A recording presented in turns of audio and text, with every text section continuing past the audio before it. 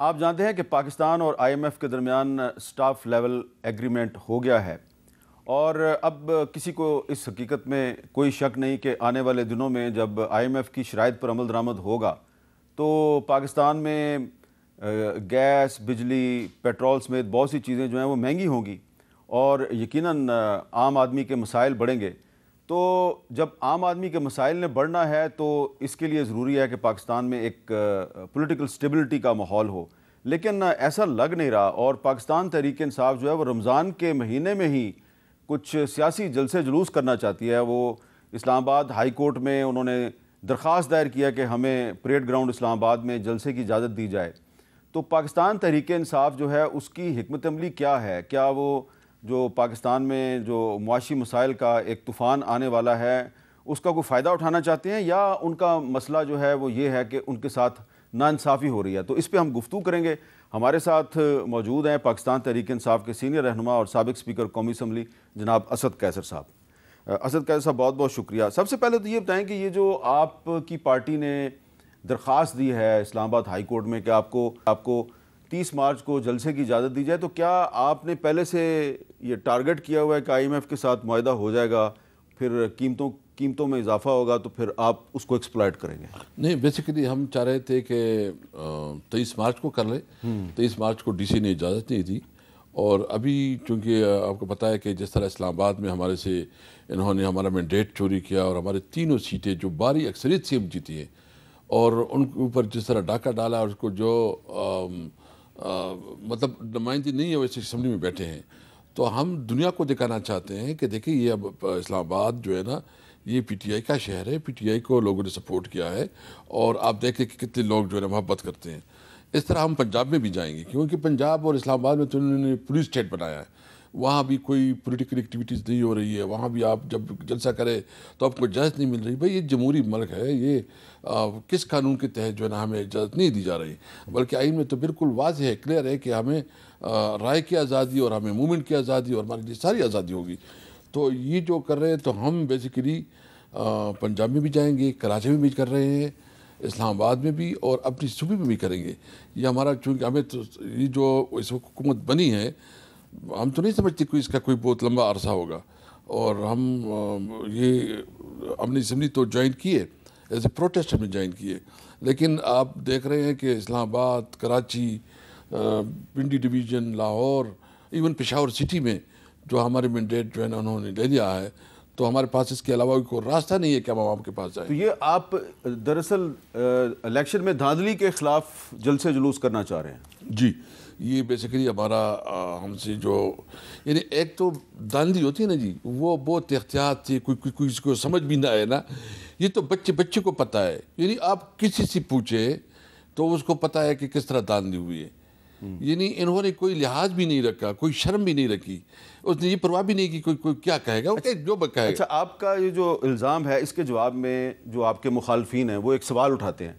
کہ دھاندلی اگر ہوئی ہے تو کیا صرف پنجاب میں ہوئی ہے، کیا کے پی کے میں دھاندلی نہیں ہوئی؟ اور یہ میرے سامنے آپ کا NA-19 سوابی 1 کا رزلٹ ہے،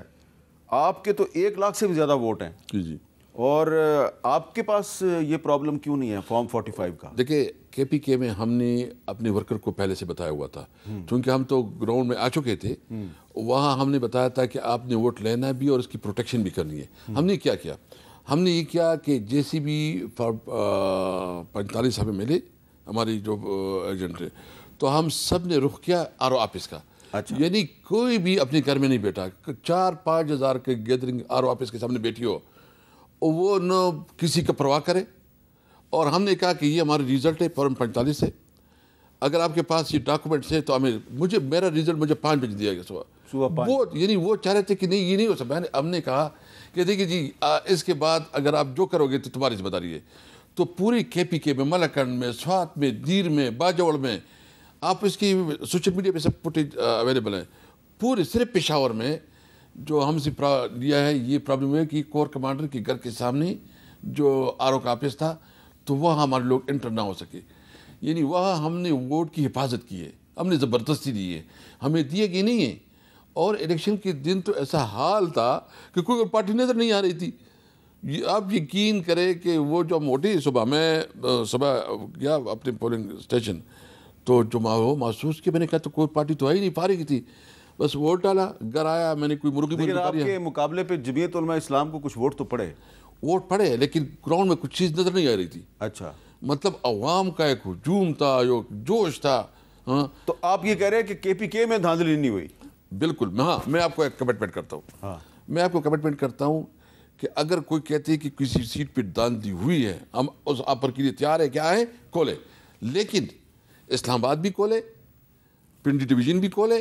اور ہم پشاور کے لیے کھولنے کے لیے تیار ہیں۔ اچھا، اب یہ بتائیں کہ کیا یہ آپ اکیلے ہی سارا احتجاج کریں گے، اکیلے ہی جلسے جلوس کریں گے، یا آپ کوئی سیاسی اتحاد بنانا چاہتے ہیں؟ بیسیکلی ہم چاہ رہے ہیں کہ جتنی پارٹیاں ہیں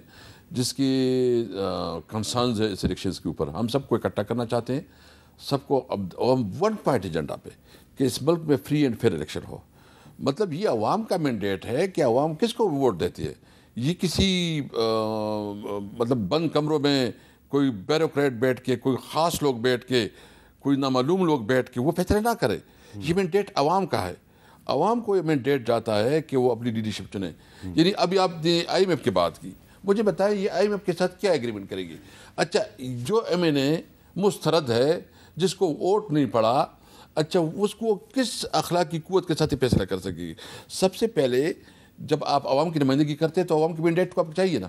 تو ہم سمجھتے ہیں کہ یہ جو آئی ایم ایف اس وقت جو ہم نے لیٹر بھی لکھا ہے، ہمارا موقف یہ تھا کہ یہ جس وقت جو حکومت پہ بیٹھے یہ جاری ہے، ان کے پاس مینڈیٹ ہی نہیں ہے کہ پاکستان قوم کی نمائندگی کرے۔ نہیں، لیکن آپ نے لیٹر لکھا، اس کے باوجود آئی ایم ایف نے موجودہ پاکستانی حکومت کے ساتھ معاہدہ کر لیا، تو یہ آپ کی ناکامی نہیں ہے؟ دیکھو، ہم تو آواز اٹھا سکتے ہیں، ہمارے پاس اور کیا ہے، ہم تو قانون اور آئین کے اندر اپنی بات کر سکتے ہیں، ہم کریں گے، کرتے رہیں گے، اپنا وہ کریں گے۔ اور ہم دنیا کو بھی بتانا چاہتے ہیں کہ جی اگر آپ سمجھتے ہیں کہ پاکستان کو صحیح معنوں میں ایک جمہوری ملک ہو اور آزادی تو دنیا میں پوری ہر ملک کا، ہر شہری کا، ہر خطے کا حق ہے۔ ہمارے ساتھ جو ہے نا، آپ میڈیا کے ساتھ تعلق رکھیں، کتنا آپ کی میڈیا آزاد ہے، آپ جو ہے نا کوئی جو پبلک میں کتنی آزادی سے آپ بات کر سکتے ہیں۔ ابھی تو یہ ملک میں جو ہے نا، مجھے تو یہ تو شیم ڈیموکریسی ہے، اس کے اوپر تو آپ ڈیموکریسی بھی نہیں کہہ سکتے۔ ہمیں وہاں جو بیٹھے ہوتے ہیں ہاؤس میں، یقین جانے اسٹرینجر لوگ بیٹھے ہوتے ہیں، دل نہیں لگتا کہ اس ہاؤس میں بیٹھے۔ یعنی اس ہاؤس میں اور مجلس شورا میں کیا فرق ہے؟ جس ضیاء الحق کی مجلس شورا تھی وہ یہ تھی نا، وہ کانٹ چانٹ کے تو یہ بہتر کر لیتے جناب، جس نے کی پیسے وہ مجلس شورا بنا لیتے، اس کے لیے کوئی جواز بنا لیتے، تو پیسے تو خرچ نہ ہوتے نا، ڈرامہ تو نہ ہوتا۔